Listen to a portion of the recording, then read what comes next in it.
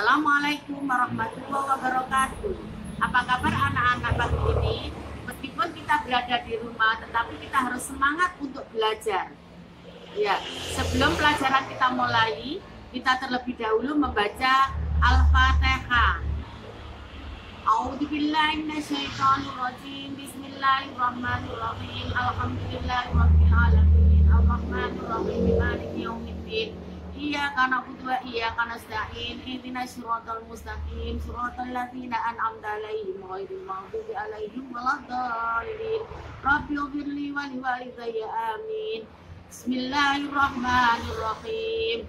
Allahumma ya man wa fi ilmihi mubin wa ya man wa fi majdihi mudir wa ya man wa fi lutfihi sarif ya Hannanu ya Mannan akrimna bi nuril fahmi wa arifna min dhulumatil fahmi warzuqna fahman nabiyyin wa idzal mursalin wa ilhamal malaikatil muqarrabin bi rahmatika ya arhamar rahimin.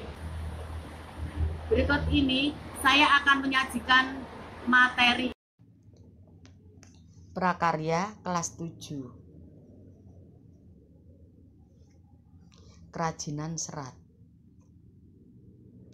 Pengertian serat. Bahan serat adalah suatu jenis bahan berupa potongan-potongan komponen yang membentuk jaringan memanjang yang utuh. Utuh antara 500 sampai 1000.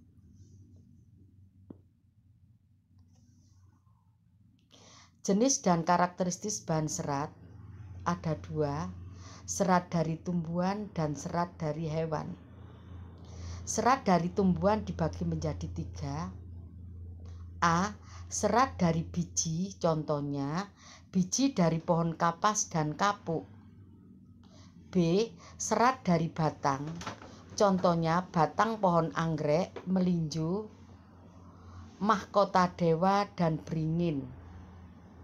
C. Serat dari daun, contohnya serat daun mendong, purung tikus, daun nanas, daun pandan berduri, daun enceng gondok, dan sebagainya.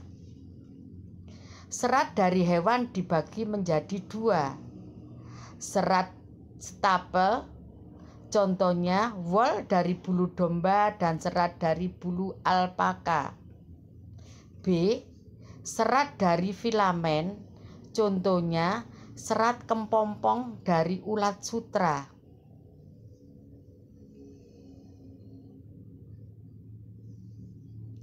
Pengolahan bahan serat ada langkah-langkahnya. 1. Pemintalan benang. Proses pemintalan serat yang dilanjutkan pengolahan kapas. 2. Penggulungan benang. Proses ini digulung menggunakan alat penggulung benang. 3. Pencelupan warna. Proses ini untuk memberikan warna yang kuat pada benang supaya indah. 4.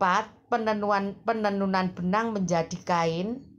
Setelah benang kering, baru dapat diproses penenunan menjadi kain. Proses produksi kerajinan bahan serat. Menenun, proses ini dapat digunakan untuk pembuatan produk kerajinan tapiseri menggunakan alat spanram atau bingkai yang direntangkan, benang-benang lungsi sebagai jalur jalannya benang tenunan atau pakan. Nomor 2 atau B, menjahit.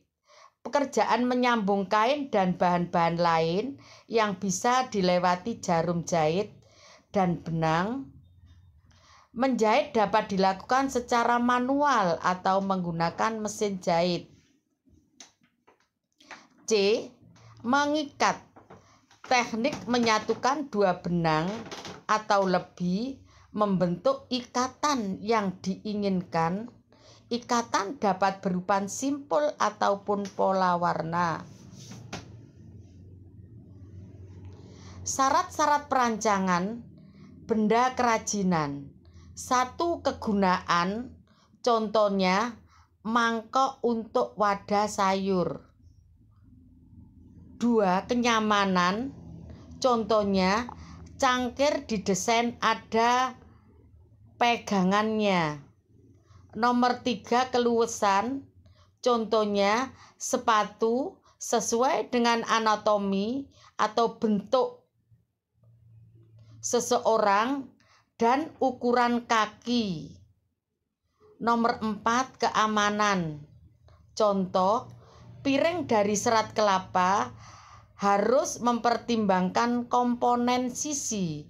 Komponen sisi zat pelapis atau pewarna yang dipakai agar tidak berbahaya jika digunakan sebagai wadah makanan. Nomor 5, keindahan.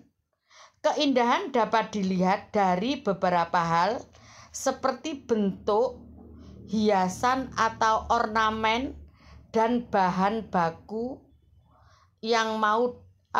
bahan baku untuk suatu kerajinan. Kemasan produk kerajinan bahan serat.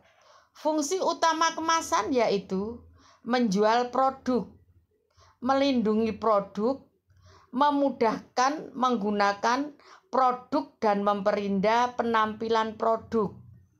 Tujuannya, jika produk untuk dipamerkan, maka kemasan lebih berfungsi sebagai penunjang produk utama. Jika produk untuk dijual, maka kemasan harus lebih berguna untuk melindungi keamanan produk. Contoh proyek kerajinan bahan serat, yaitu siswa dapat membuat kerajinan dari bahan serat yang banyak ditemukan di lingkungan rumah. Salah satunya serat kayu.